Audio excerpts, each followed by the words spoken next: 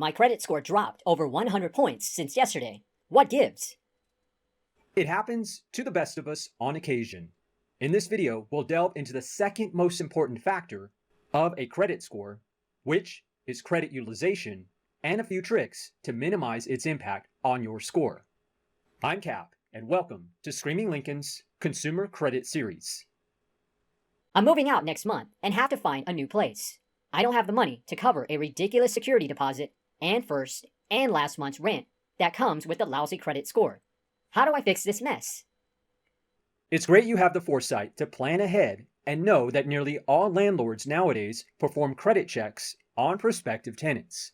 A quick sign up to Experian and Credit Karma will tell you your credit utilization is too high on one or more revolving accounts. What the heck does that mean? English, yo. It means one or more of your credit card lenders reported a high balance to the consumer credit reporting agencies. Fortunately, the effect credit utilization has on a credit score is temporary and can be fixed by the next billing cycle with the right strategy. Okay, so how do I fix that? See which lender reported the high balance via the Experian and Credit Karma apps. I always use both because there are 3 consumer credit reporting agencies, and between these 2 free monitoring services, you can cover all 3 of them. Just get the balance down on the last day before they report it to the credit bureaus. Then I should get the balance down on the first in this case, right? Actually, you have until the 2nd to get it down. It may take up to a week to reflect in your credit history with the bureaus, or the 9th in this case. Whatever the ending balance was as of the 2nd, that balance, which includes all settled transactions and payments, will be reflected. There are 2 issues for some consumers that make this more nuanced. First, a few lenders report during a different time of month instead of the last day of the billing cycle.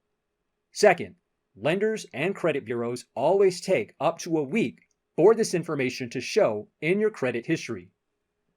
Here is a sample statement. If this lender reported as of the last day of the billing cycle, then expect to see the balance as of that date appear in the credit history. Look at the balance on each of your credit accounts in Experian and Credit Karma.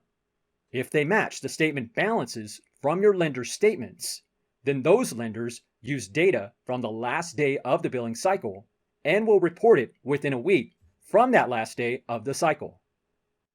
You want to be sure the information in your 3 credit reports is consistent.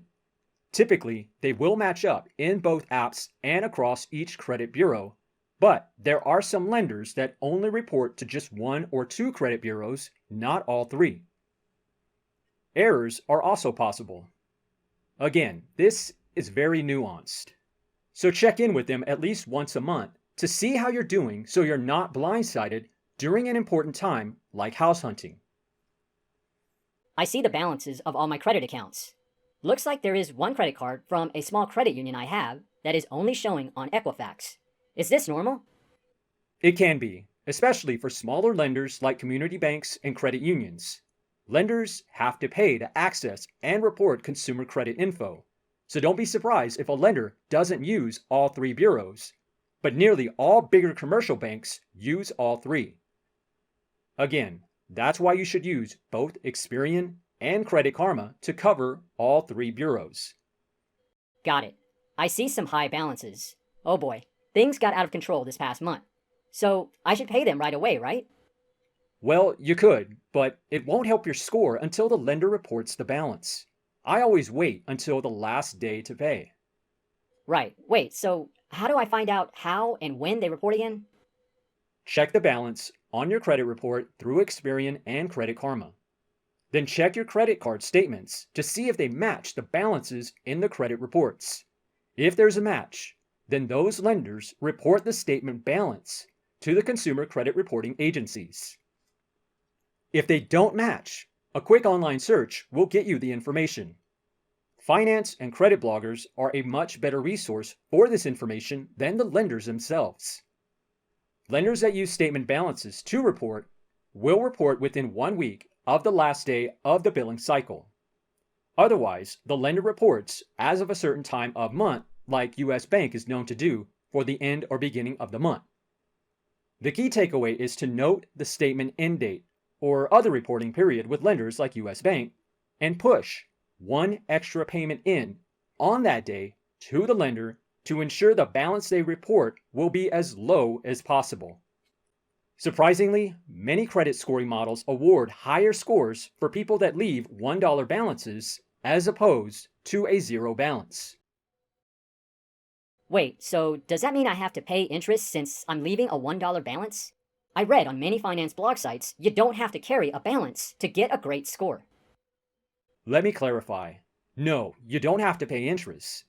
Yes, you're leaving a balance, but that residual balance is from the current statement period you're already in. Nearly all credit cards allow a grace period of at least 20 days from the current period's statement end date.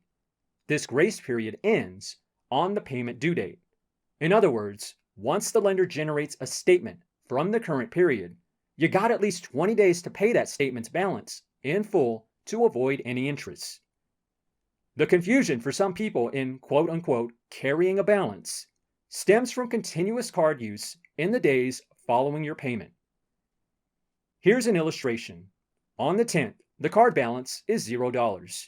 Throughout the month, transactions post and the balance grows. On the 9th, the current statement period ends.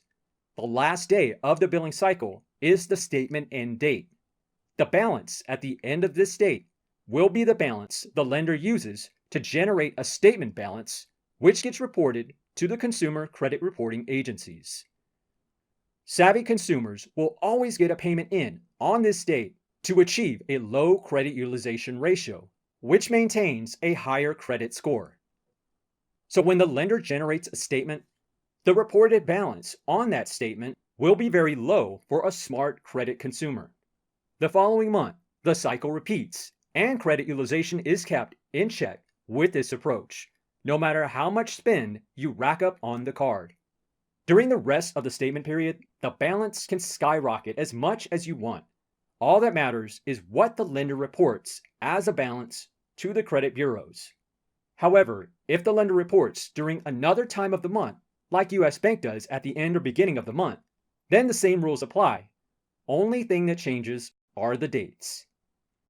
I thought payments can take a day or two to post, though. Maybe more if I do this on a Friday because of the weekend not being an actual business day. Are they really posting the same day? Like, you know this for sure? I like your cynicism. Question everything. Yes, it will post same day. Recent credit regulations stemming from the Great Recession earlier this century requires all lenders to credit consumers' accounts the same day a payment is initiated. Don't wait till after 9 p.m. to make the payment. As long as it's made by early evening, it will post same day, including weekends, regardless of which time zone you're in within the US. Nice. So how much does a credit score drop with high credit utilization? Credit scores fluctuate dramatically on credit utilization. There is an inverse correlation relationship between credit utilization and a credit score. When one is high, the other is low, and vice versa. Be careful when stacking all your transactions onto just one credit card, because if you miss a payment by a week, then the inflated balance gets reported, which can be a big deal due to a higher credit utilization ratio. Not to mention the late fee and interest charges you'll likely incur for being late. What I'm getting at is how important it is to get the balance on all credit accounts as low as possible on that last day of the billing cycle, provided the lender's reporting the statement balance in your credit history. Again, this applies to lenders that are showing their statement balances in your credit history on Experian and Credit Karma. This also applies to lenders like US Bank, which report at another monthly date. So wait, I always thought you had to have huge credit lines to maintain low credit utilization. Based on what you're saying, I could theoretically have low credit utilization even on cards with very low credit limits. All I have to do is make sure that lender reports a super low balance, right? Yep, huge credit limits are nice to have, but they're not necessary to maintain low credit utilization. Knowing when the lender reports the balance is the vital part of hacking credit utilization. Some newer credit scoring models will specifically look at total credit available when evaluating an applicant's credit worthiness. But when it comes strictly to credit utilization, the total available credit aspect is irrelevant with this extra payment approach. The lender controls the credit limit, but consumers control the utilization. Don't forget about lenders that report whenever they want. Lenders that fall into this category will report as of a certain time of the month, except instead of the last day of the billing cycle, the lender may just go with the beginning or end of month, like US Bank is known to do. Some smaller community banks and credit unions report this same way. Okay, but how about if I don't have the money to pay down the balance? I guess I'm stuck with high credit utilization. Not necessarily. There are creative ways to hack your credit score by shielding the high balances of credit cards, or revolving accounts as they're generally called. These revolving account balances can be moved into a consolidation loan or installment account as it's generally called. Installment accounts are the other half of the account mix factor of a credit score. They still have their own credit utilization rules, but having high credit utilization on installment accounts or any type of loan doesn't affect credit scores as dramatically as high credit utilization on revolving accounts based on most credit scoring models. Moving debt in this manner is a shell game and doesn't address the underlying problem of paying back the debt. Always pay your debts, regardless if it's an installment or revolving account. But shifting it from revolving to installment accounts can maintain a good credit score despite having high credit utilization for the installment account. Hey, that's a nice trick to know. I didn't know debt could be shielded with loans. Installment accounts. Of course, it doesn't fix the debt problem, but it's cool to maintain a good credit score, which is important to someone like me who is currently house hunting. Do you know any other tricks that can help maintain a good credit score when things get crazy? It's off topic, but I'll go over one option. It involves business credit. Business credit cards are a huge deal in the credit realm. Business credit lines often dwarf personal credit lines. Most people think they need an office building and employees and their own LLC to qualify for business credit. But fact is, anyone with a social security number or individual tax identification number can get business credit, provided they have a business idea. As a sole proprietor, you can run a business as the sole owner, in the beginning doing anything to make money. Selling on eBay, Shopify, driving for Uber, pet sitting, house sitting, babysitting, whatever you can think of to get paid, can translate into a business. Business credit operates on a different credit reporting realm than personal credit. This means any revolving or installment accounts that are business accounts won't have their balances show in your personal credit history. There are a few exceptions to this rule, which are listed here. Now, not all business credit products get used solely for business purposes. An example could be front-loading your personal expenses onto a business credit card for a few months to hold you over until you're back on your feet. The balances stay hidden from your personal credit, which maintains your good credit score. Lenders don't count the business credit activity against you personally unless you default on the business account by not making payments, or in very rare cases, the lender actually does report business credit, like shown earlier. So as long as minimum payments are made, the balances can stay hidden. Some business credit products have 0% APR for lengthy promotional periods, which allow you to take advantage of that promotional float period. I'm definitely not recommending this for everyone, as it takes discipline to repay debts you can't cover until you're back on your feet. But if you're trying to maintain a good credit score due to house hunting or whatever, this is a great way to do so. Mind blown. I doubt I'll do any of that, but who knows? Let's get back to personal credit. Is there a way to do this credit utilization thing in a way that's not so tedious, where I have to remember exactly when to make extra payments? I've already got several cards and will likely forget. Sure, it's definitely more of a set it and forget it approach to credit utilization, which I prefer. The premise is simple. Enroll credit cards that will go unused for low monthly recurring charges. Then set those credit cards to auto pay so they're paid on time from your bank account every month. Just remember to keep the actual utilization ratio in mind when using the set it and forget it approach. If it's anywhere over 30%, see if that lender will increase the credit limit or find a new card to use. Ideally, you want the ratio to be as close to 0% as possible. As an example, pretend you have a credit card with a $10,000 credit limit. Every month, there's a $5 recurring charge. Other than that, the card is never used, which is excellent for your credit score. I'll break down why in a moment. Each month, the card is auto-paid from your bank and the cycle repeats every month. The $5 charge is excellent as it doesn't even consume 1% of the card's credit limit, which maintains low credit utilization.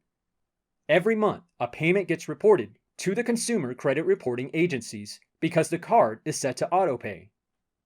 This repeating cycle lays the framework for an 800+ credit score because it builds on your payment history, maintains low credit utilization, and over time will help with your age of accounts as the card stays open longer.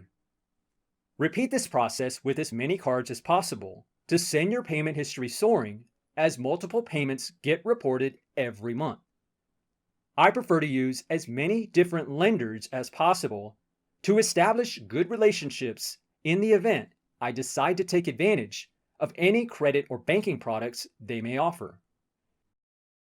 Why so many lenders? Because banks are like people. We always prefer to interact with people we're familiar with over people we don't know.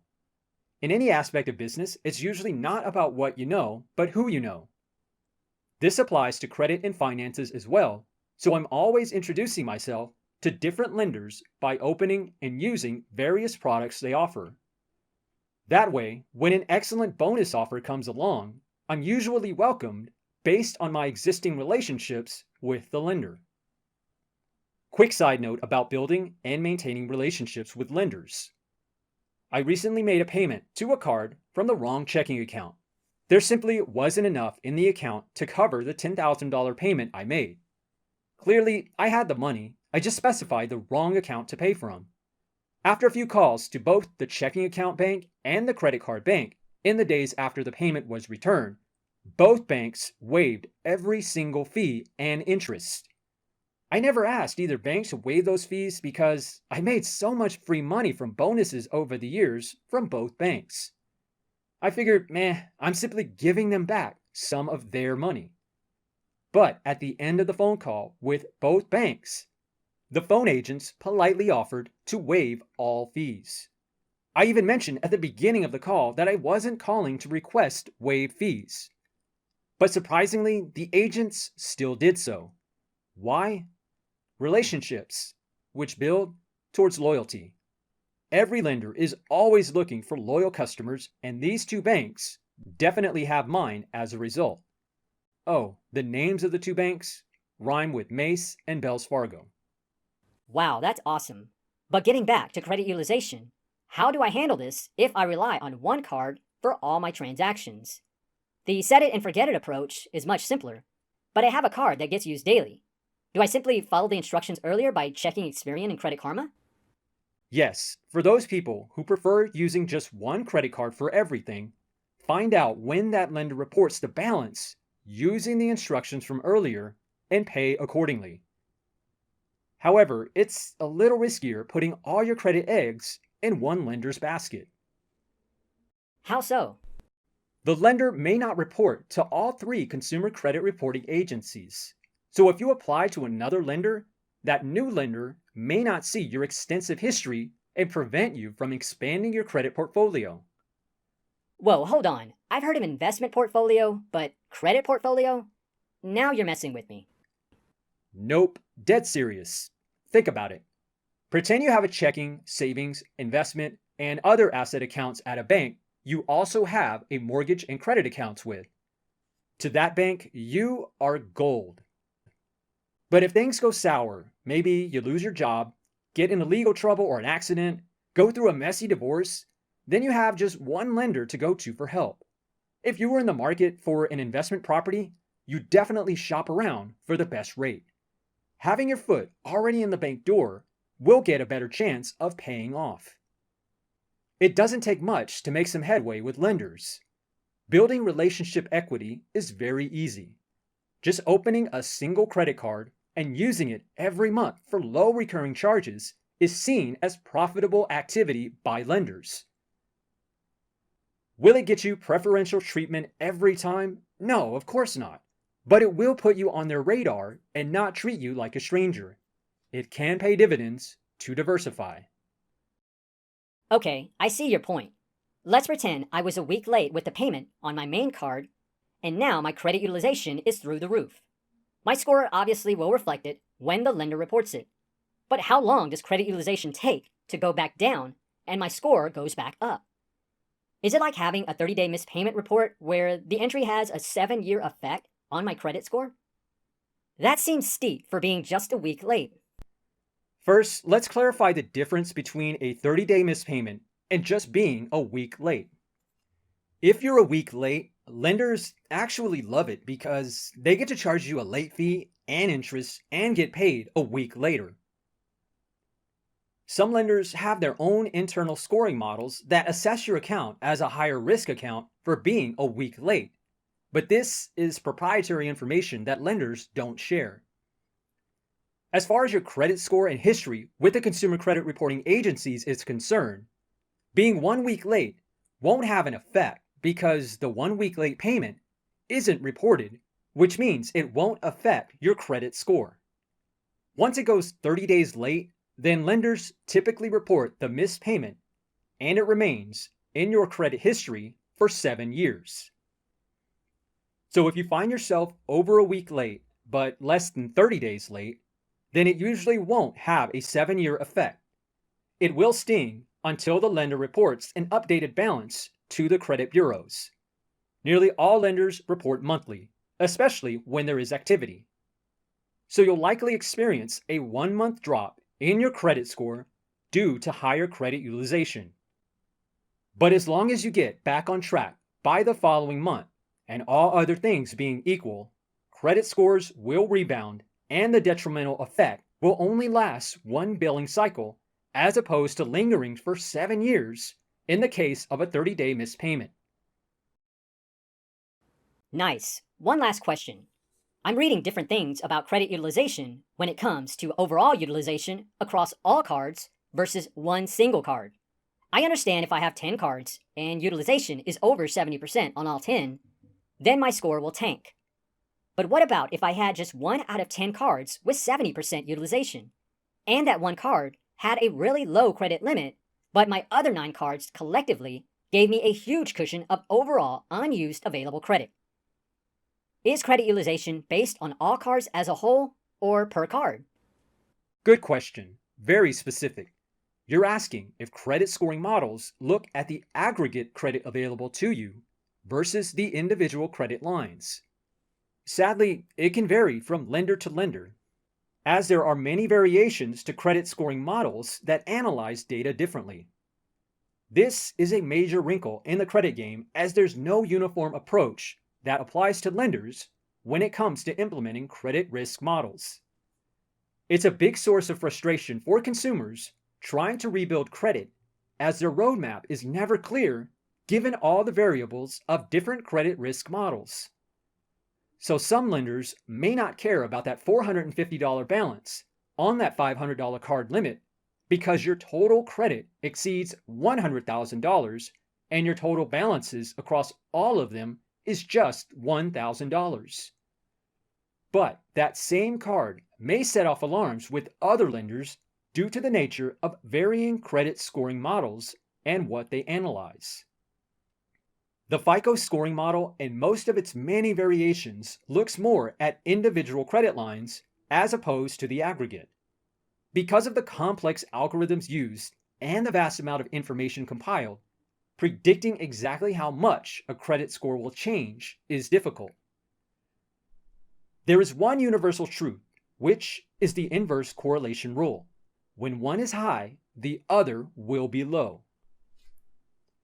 Even though credit utilization is the second most weighted factor in a credit score, its impact is potentially much more severe than the others because it is a representation or a snapshot of credit balances at a certain point in time.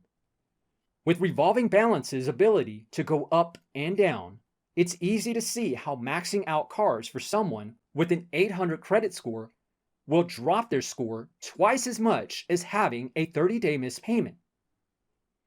Credit utilization doesn't have a history attached to it like the payment history factor. This snapshot approach of credit utilization has the potential to create highly volatile credit scores for consumers as lenders report balances to the consumer credit reporting agencies. But if you've gotten this far watching this video, you'll know what to do to maintain low credit utilization. Keep in mind, credit scoring models continue to evolve. While credit utilization is analyzed in a snapshot manner today, it may change to include historical data as well, or trending data in financial tech jargon. Trending data is still a relatively new concept in credit models, but may find its way into how lenders evaluate credit applicants in the future as technology improves. Don't be surprised if lenders include historical credit score data over the next decade. In summary, credit utilization is responsible for the most volatility in credit scores, even though it doesn't carry as much weight as payment history. One bad month can drop an 800 score down to 650 on the utilization alone. Fortunately, it can turn around just as quickly as balances are lowered. I've gone over a few tricks and strategies to maintain low credit utilization. Lastly, trending data is emerging. It entails additional data, which can include historical data like prior periods of credit utilization. It's a number of years away from widespread use, but something to be aware of. Keep watching the Screaming Lincoln's channel to stay updated. No one else is going to do it for you. Let me know of your experience with credit utilization in the comments. Have a question? Did I overlook something? Hit me up in the comments anytime. What are you waiting for? Hit it, Steve.